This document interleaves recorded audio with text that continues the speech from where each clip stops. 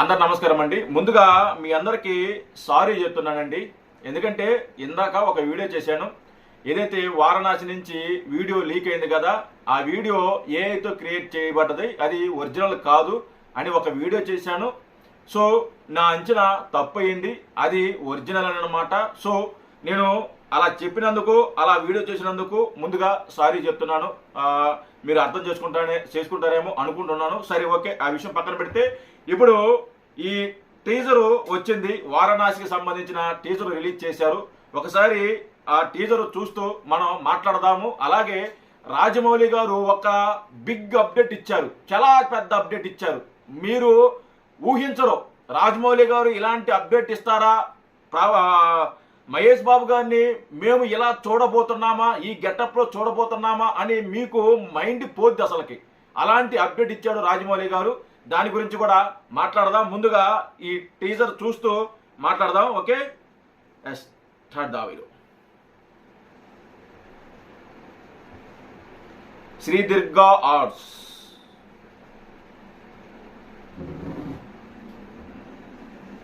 కమాన్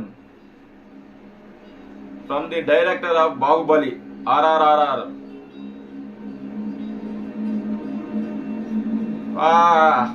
visual wonder అప్ప. రాజమౌళి గారు అంటే visual.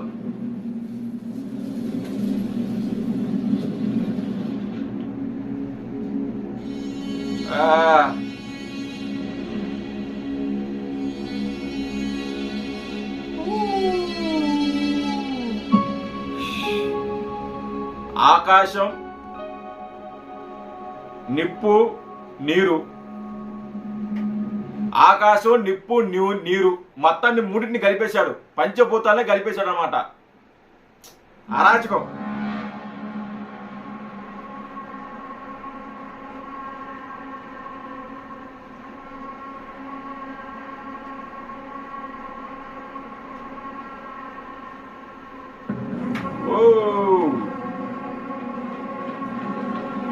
Adventures,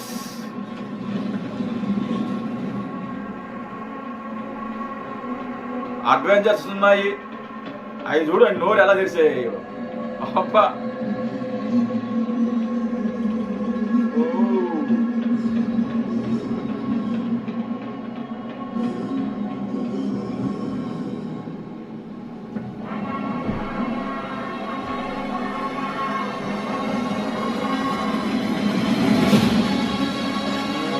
start అయిందయ్యా, picture start అయింది, పిక్చర్ స్టార్ట్ అయింది. వావ్,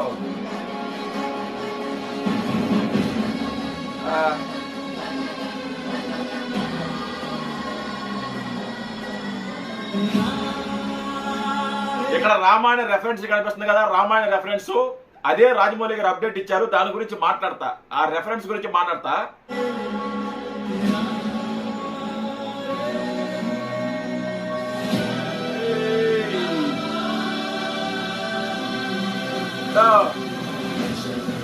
రాముడు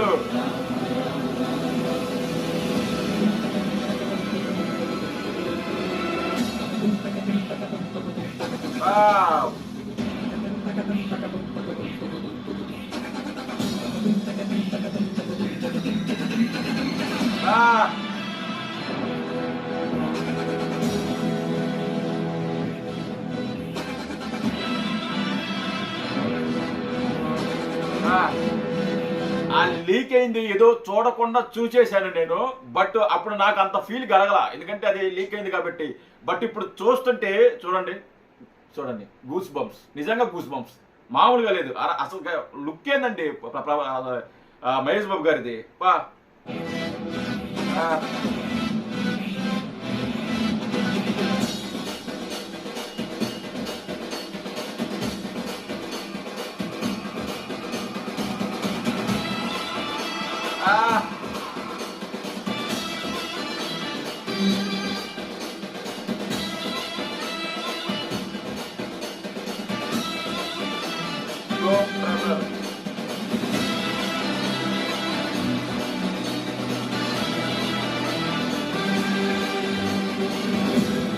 ఇచ్చేసాడు పో.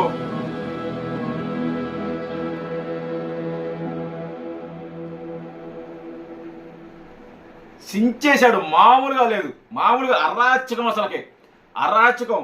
ఈ సినిమా రిలీజ్ అయిన తర్వాత మహేష్ బాబు గారి కెరియరు ఎక్కడికో వెళ్ళిపోతుంది. ఎక్కడికంటే మీరు ఊహించలేరు అన్నమాట. మీరు ఊహించిన స్థాయికి వెళ్ళిపోతుంది మహేష్ బాబు గారి కెరియరు. ఆయన పేరు అంత లెవెల్ వెళ్ళిపోతుంది. ఇదైతే ఈ సినిమా వారణాసి సినిమా ఉందో ఇది రామాయణంలో ఒక రెఫరెన్స్గా రామాయణ సంబంధించి ఒక భాగాన్ని తీసుకోవడం జరిగిందంట.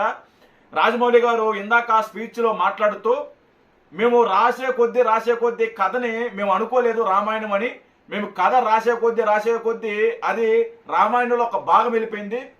అలాంటి సమయంలో ప్రభాస్ అని వస్తుంది నాకు ప్రతిసారి, మహేష్ బాబు గారిని రాముడిగా చూపించబోతున్నాము అని ఒక పెద్ద బాంబు పేల్చాడు. రాముడిగా అంటే ఎవరు ఊహించరనమాట. ప్రభాస్ గారు ఏంది, ప్రభాస్ అని వస్తుందిరా, మళ్ళీ ప్రభాస్ అని వస్తుంది, ఏం చేద్దాం బ్రో చెప్పండి. మహేష్ బాబు గారు రాముడిగా చూపించబోతున్నాము అని రాజమౌళి గారు ఒక బిగ్గెస్ట్ అప్డేట్ ఇచ్చారు. నిజంగా మహేష్ బాబు గారు రాముడి గెటప్లో ది పర్ఫెక్ట్గా ఉంటాడు. రాముడి గెటప్లో మహేష్ బాబు కుదిరినట్టు మరి ఏ హీరో కూడా కుదరదు. మహేష్ బాబు గారికి మాత్రమే రాముడి గెటప్ పర్ఫెక్ట్గా కుదరద్దని నా అభిప్రాయం. నాకు ఎప్పటి నుంచో ఉందో రాముడి గెటప్లో ప్రభాస్ గారిని చూస్తే ఎలా ఉంటుంది అని నాకు ఎప్పటి నుంచో ఉంది. బట్ ఇప్పుడు ఈ వారణాసి సినిమాలో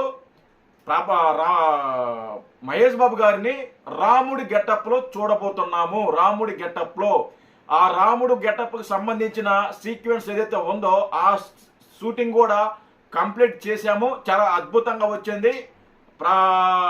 మహేష్ బాబు గారి గెటప్ చాలా బాగుంది. రాముడి గెటప్లో చాలా అద్భుతంగా వచ్చింది.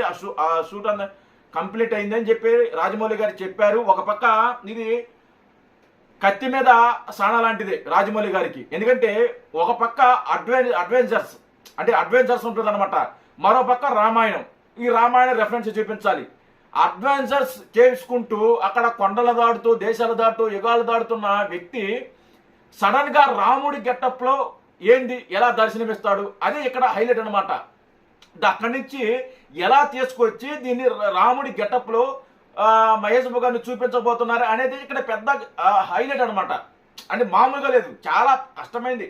మనకు అర్థమైపోతుంది. ఒక పాయింట్ ఎత్తుకొని వెళితే ఓకే, కానీ రాజమౌళి గారు చుట్టూ అంటే 360 డిగ్రీస్ అటు గోల్డ్ మొత్తం ప్రపంచవ్యాప్తంగా ఖండాలు దాడుతూ దేశాలు దాడుతూ అలా అడ్వెంచర్స్ చేస్తున్న వ్యక్తి మళ్ళీ రాముడి గెటప్లో ఎలా తీసుకొస్తాడు, ఎలా చూపించి ప్రేక్షకుల్ని మెప్పించుతారు అనేది రాజమౌళి గారికి కత్తి మీద సాణ లాంటిదే. నిజంగా చాలా బాగుంది, అరాచకంగా ఉంది. నాకైతే చాలా బాగా నచ్చింది, బీభత్సంగా ఉంది. మీకు ఎలా ఉంది, మీకు నచ్చిందా లేదా అనేది ఒకసారి కామెంట్ చేయండి. Thank you.